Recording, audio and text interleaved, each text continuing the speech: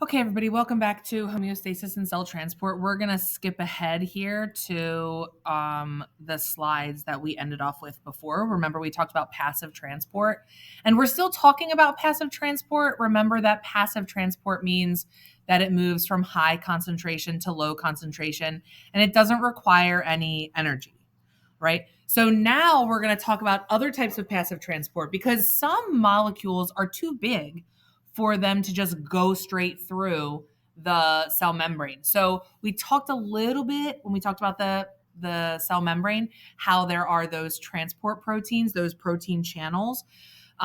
Facilitated diffusion, think of the word facilitate. That means to help. Okay. So facilitated diffusion is helping the molecule move through the membrane. And these are usually polar molecules or charged molecules or large molecules. So they're going to have to use protein and ion channels to move through the membrane, but it still moves down the concentration gradient like we talked about from high to low.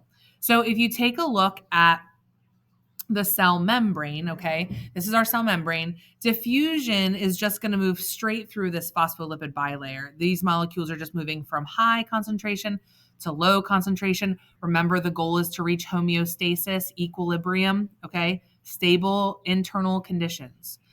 Diffusion happens with molecules that can easily pass through the phospholipid bilayer, like oxygen, CO2, water, easily transportable through the membrane. Facilitated diffusion, though, has to use these protein channels because these molecules are either polar, and we know that the inside of this cell membrane here is like allergic to water. It's hydrophobic. So it's not going to it doesn't love those large polar molecules. So it's easier for it to take a safer passage, like a tunnel, if you will.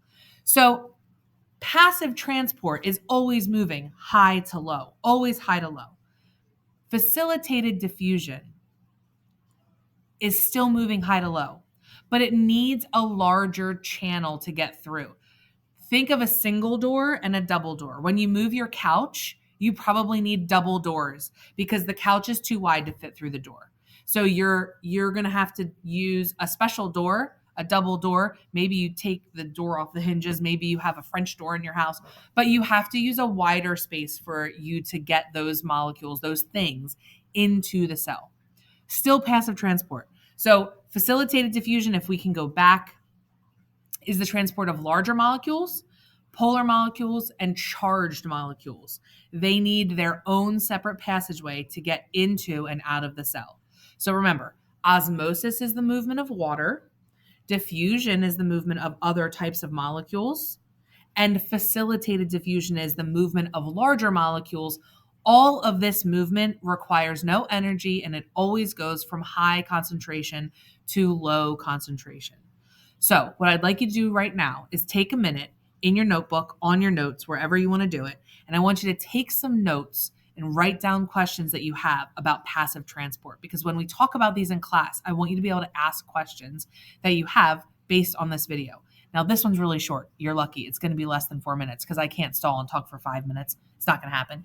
So, this video is very short. Take the time right now to make sure that you have any questions that you need written down so that we can answer them in class. And then make sure you ask them, okay? Make sure you ask them. I'm here to help you be successful. You have to ask questions, okay? We are going to go over this in class, and we're going to use something called sketch notes, and that will help you have images that you can diagram.